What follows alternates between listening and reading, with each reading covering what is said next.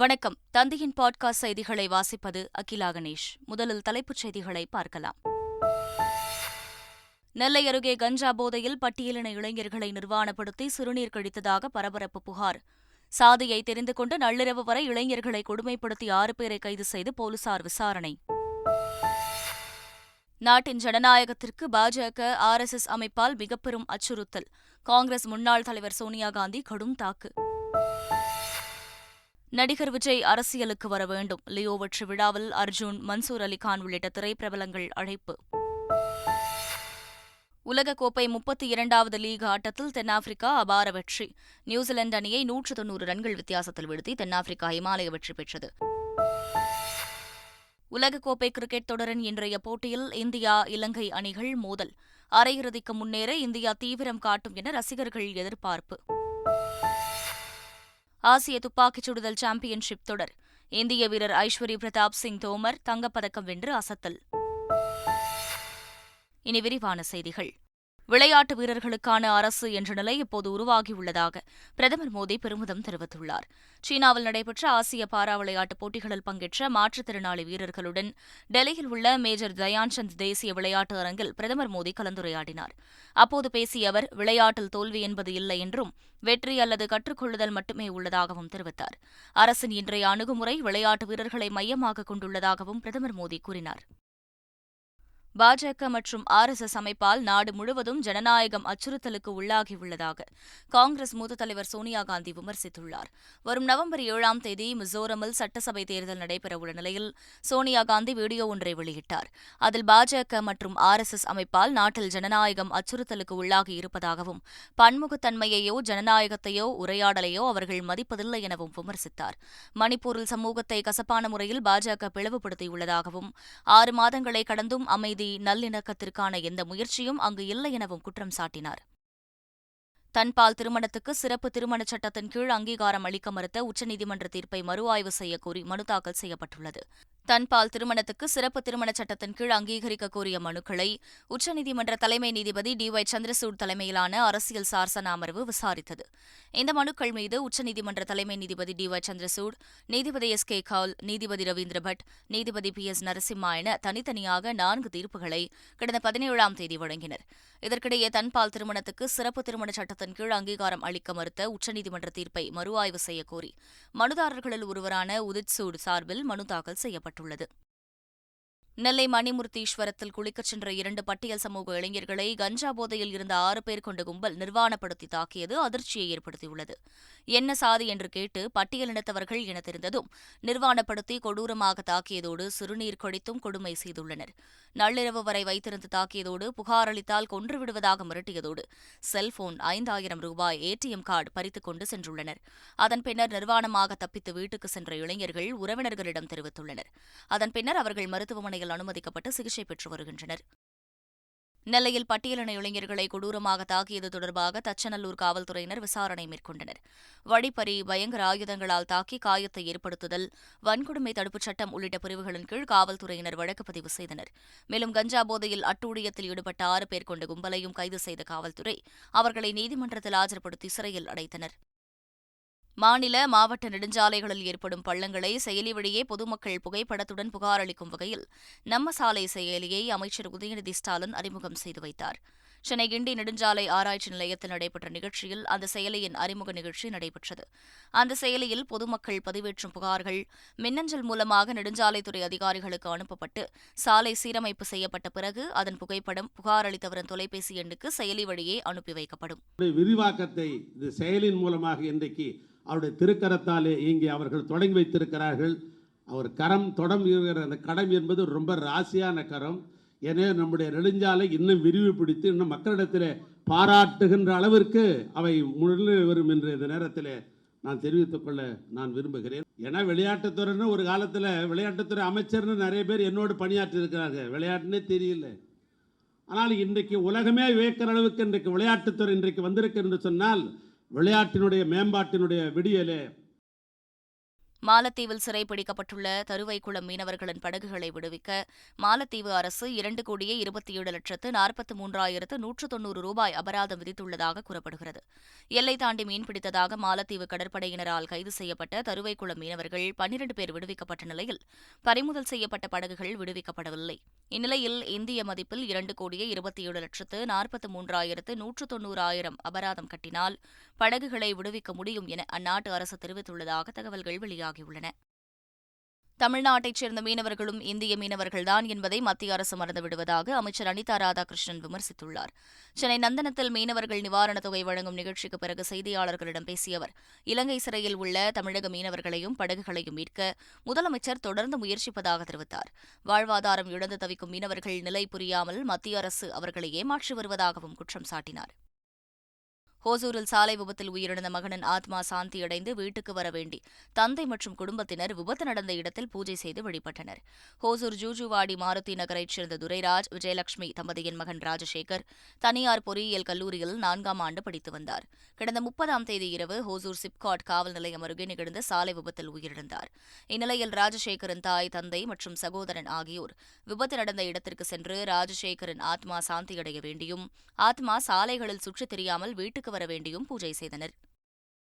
பாதுகாப்பிற்கு கண்காணிப்பு கேமராக்களை பொருத்தினால் மட்டும் போதாது, அவை முறையாக செயல்படுகிறதா என்பதை கண்காணிக்க வேண்டும் என தமிழக அரசு மற்றும் ரயில்வே துறைக்கு சென்னை உயர்நீதிமன்றம் அறிவுறுத்தியுள்ளது.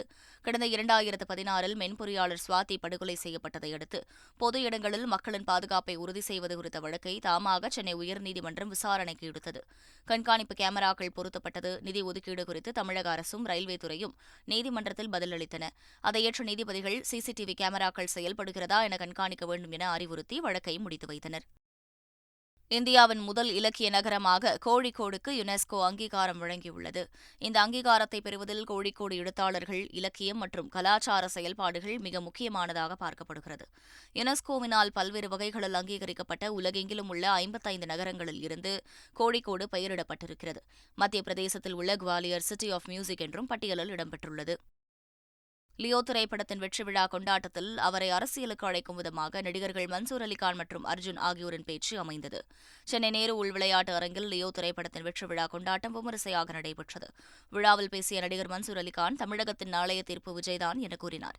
மேலும் பார்வையாளர்களை நோக்கி, ரசிகர்களே, நாளைய தீர்ப்பை எழுத தயாராக இருங்கள் என கூறினார். இதேபோன்று நடிகர் அர்ஜுன் பேசுகையில், விஜய் சீக்கிரம் அரசியலுக்கு வந்துவிடுவார், அவரிடம் தலைவருக்கான பண்புகள் நிறைந்துள்ளன என தெரிவித்தார். லியோ திரைப்படத்தின் வெற்றி கொண்டாட்டத்தில் நடிகர் ரஜினிகாந்தை விமர்சிக்கும் வகையில் இயக்குநர் ரத்னகுமார் பேசியதாக இணையவாசிகள் கருத்து தெரிவித்து வருகின்றனர். இயக்குநர் ரத்னகுமார் பேசுகையில், எவ்வளவு உயரத்தில் பறந்தாலும் பசித்தால் கீழே வந்துதான் ஆக வேண்டும் என கூறினார்.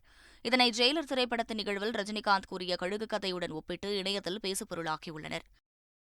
ஆசிய துப்பாக்கிச் சுடுதல் சாம்பியன்ஷிப் தொடரில் இந்திய வீரர் ஐஸ்வரி பிரதாப் சிங் தோமர் தங்கப்பதக்கம் வென்று அசத்தியுள்ளார். ஆடவர் 50 மீட்டர் ரைபிள் பிரிவில் 463.5 புள்ளிகள் பெற்று ஐஸ்வரி பிரதாப் சிங் தோமர் முதலிடம் பிடித்தார். இதன் மூலம் தங்கப்பதக்கத்தையும் வசப்படுத்திய அவர் சாதனை படைத்தார். சென்னை ஆளுநர் மாளிகை நோக்கி பெட்ரோல் குண்டு வீசிய வழக்கில் கருக்காவனூத்துக்கு வரும் 15ஆம் தேதி வரை நீதிமன்ற காவல் விதித்து நீதிபதி உத்தரவிட்டார். புழல் சிறையில் அடைக்கப்பட்டிருந்த கருக்காவனூத்தை 3 நாள் காவலில் எடுத்து கிண்டி போலீசார் விசாரித்தனர். தொடர்ந்து விசாரணை முடிந்து சைதாப்பேட்டை நீதிமன்றத்தில் ஆஜர்படுத்தப்பட்ட கருக்காவனூத்திற்கு வரும் 15ஆம் தேதி வரை நீதிமன்ற காவல் விதிக்கப்பட்டது. சங்கரையாவுக்கு டாக்டர் பட்டம் வழங்கும் கோப்பில் கையெழுத்திட வேண்டும் என தமிழக ஆளுநர் ஆர்.என். ரவிக்கு அமமுக பொதுச் செயலாளர் டிடிவி தினகரன் வேண்டுகோள் விடுத்துள்ளார். இதுகுறித்து அவர் வெளியிட்டுள்ள அறிக்கையில், சுதந்திர போராட்ட வீரரும் மூத்த இடதுசாரி தலைவருமான தோழர் என். சங்கரையா அவர்களுக்கு கௌரவ டாக்டர் பட்டம் வழங்கும் கோப்பில் கையெழுத்திட்டு அவர் ஆற்றிய தியாகத்திற்கு பெருமை சேர்க்க வேண்டும் என வலியுறுத்தியுள்ளார். இங்கிலாந்துக்கு எதிராக வருகின்ற 4ஆம் தேதி நடைபெறும் உலகக்கோப்பை போட்டியில் ஆஸ்திரேலிய வீரர் மேக்ஸ்வெல் பங்கேற்க மாட்டார் என தெரிவிக்கப்பட்டுள்ளது. கோல்ஃப் விளையாடுவதற்கு அழைத்துச் செல்லும் வாகனத்தில் இருந்து தவறி விழுந்து மேக்ஸ்வெல் தலைப்பகுதியில் காயமடைந்துள்ளார். இதனால் கன்கஷன் விதிகளின் அடிப்படையில் மேக்ஸ்வெல் இங்கிலாந்துடனான போட்டியில் பங்கேற்க மாட்டார் என ஆஸ்திரேலிய அணியின் தலைமை பயிற்சியாளர் ஆண்ட்ரூ மெக்டானல்ட் கூறியுள்ளார். சர்வதேச கிரிக்கெட்டில் இருந்து ஓய்வு பெறவுள்ளதாக இங்கிலாந்து ஆல்ரவுண்டர் டேவிட் வில்லி அறிவித்துள்ளார். 33 வயதாகும் டேவிட் வில்லி இங்கிலாந்து அணிக்காக 70 ஒருநாள் போட்டிகளில் விளையாடி 94 விக்கெட்டுகளையும் 627 ரன்களையும் எடுத்தவர். இந்நிலையில் உலகக்கோப்பை தொடருக்கு பிறகு ஓய்வு பெறவுள்ளதாக டேவிட் வில்லி கூறியுள்ளார். இங்கிலாந்து அணி அவரை ஒப்பந்தம் செய்யாத நிலையில் அனைத்து விதமான சர்வதேச போட்டிகளில் இருந்தும் ஓய்வு பெறவுள்ளதாக வில்லி தெரிவித்துள்ளார். ஐசிசி ஒருநாள் கிரிக்கெட் பேட்டர்கள் தரவரிசை பட்டியலில் பாகிஸ்தான் கேப்டன் பாபர் அசம் முதலிடத்தில் நீடிக்கிறார். 2ஆம் இடத்தில் இந்திய வீரர் சுப்மன் கில்லும் 3ஆம் இடத்தில் தென்னாப்பிரிக்க வீரர் டி காக்கும் உள்ளனர். இந்திய அணியின் கேப்டன் ரோஹித் சர்மா 5ஆம் இடத்திலும் விராட் கோலி 7ஆம் இடத்திலும் உள்ளனர். பவுலர்கள் தரவரிசை பட்டியலில் பாகிஸ்தான் வேகப்பந்து வீச்சாளர் ஷாஹின் அப்ரிடி முதலிடத்திற்கு முன்னேறியுள்ளார். ஹேசல்வுட் 2ஆம் இடத்திலும் சிராஜ் 3ஆம் இடத்திலும் உள்ளனர். உலகக்கோப்பை தொடரில் நெதர்லாந்துக்கு எதிரான போட்டியில் இந்திய அணியின் ஆல்ரவுண்டர் ஹர்திக் பாண்டியா விளையாடுவார் என தகவல் வெளியாகியுள்ளது. வங்கதேசத்துடனான போட்டியின்போது கால்பகுதியில் ஹர்திக் பாண்டியா காயமடைந்தார். இதையடுத்து இந்திய அணி விளையாடிய அடுத்தடுத்த போட்டிகளில் பங்கேற்கவில்லை. இந்நிலையில் பாண்டியா காயத்தில் இருந்து குணமடைந்து வருவதாகவும் நெதர்லாந்துடன் நவம்பர் 12ஆம் தேதி நடக்கும் போட்டியில் அவர் பங்கேற்பார் எனவும் கூறப்படுகிறது. மராத்தா சமூகத்தினருக்கு இடஒதுக்கீடு விவகாரம் தொடர்பாக மும்பையில் மகாராஷ்டிர முதல்வர் ஏக்நாத் ஷிண்டே தலைமையில் அனைத்துக் கட்சிக் கூட்டம் நடைபெற்றது. கூட்டத்தில் எடுக்கப்பட்ட முடிவுகள் குறித்து பேசிய மாநில முதல்வர் ஏக்நாத் ஷிண்டே, மராத்தா சமூகத்தினருக்கு இடஒதுக்கீடு வழங்க அனைவரும் ஒப்புக்கொண்டதாக தெரிவித்தார். இடஒதுக்கீடு சட்டத்தின் கட்டமைப்பிற்குள் இருக்க வேண்டும் என்றும் மற்ற சமூகங்களுக்கு அநீதி இழைக்காமல் இருக்க வேண்டும் என்றும் முடிவு செய்யப்பட்டதாக அவர் கூறினார். மும்பை வாங்கடே மைதானத்தில் கிரிக்கெட் ஜாம்பவான் சச்சின் டெண்டுல்கரின் முழு உருவ சிலை திறக்கப்பட்டுள்ளது. சச்சின் டெண்டுல்கர் கடந்த ஏப்ரல் மாதம் தனது 50வது பிறந்த நாளை கொண்டாடினார். சச்சினின் வாழ்நாள் சாதனைகளை போற்றும் விதமாக அவரது சொந்த ஊரில் உள்ள வான்கடே மைதானத்தில் மும்பை கிரிக்கெட் சங்கம் சார்பில் சிலை அமைக்கப்பட்டு நேற்று திறக்கப்பட்டது. விழாவில் சச்சின் டெண்டுல்கர், பிசிசிஐ செயலாளர் ஜெய்ஷா, மகாராஷ்டிர முதல்வர் ஏக்நாத் ஷிண்டே உள்ளிட்டோர் கலந்து கொண்டனர்.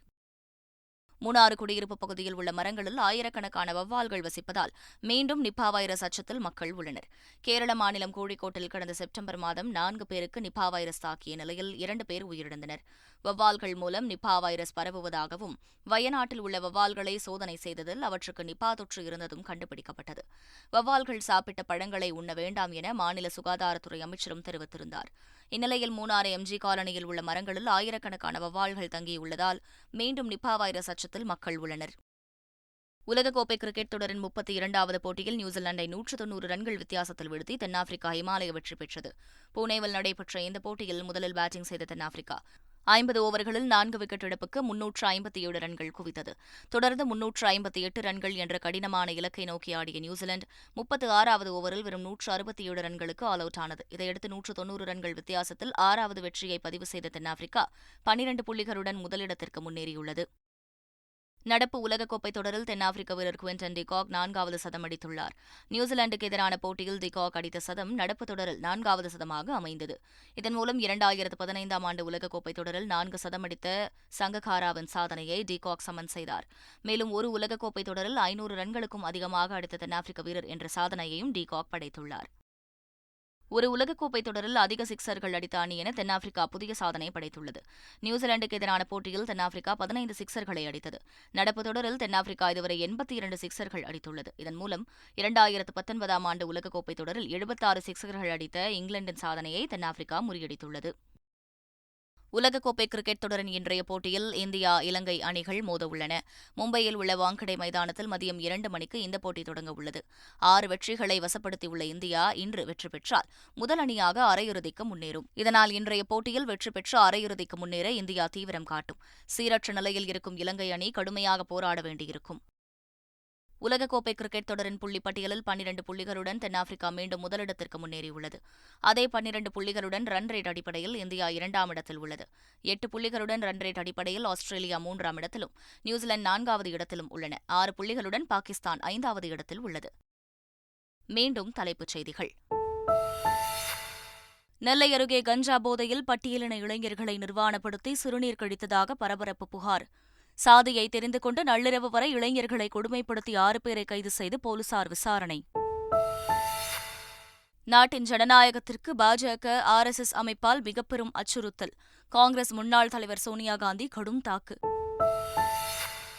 நடிகர் விஜய் அரசியலுக்கு வர வேண்டும். லியோ வெற்றி விழாவில் அர்ஜுன், மன்சூர் அலிகான் உள்ளிட்ட திரைப்பிரபலங்கள் அழைப்பு.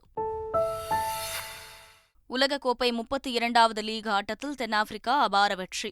நியூசிலாந்து அணியை 190 ரன்கள் வித்தியாசத்தில் வீழ்த்தி தென்னாப்பிரிக்கா இமாலய வெற்றி பெற்றது.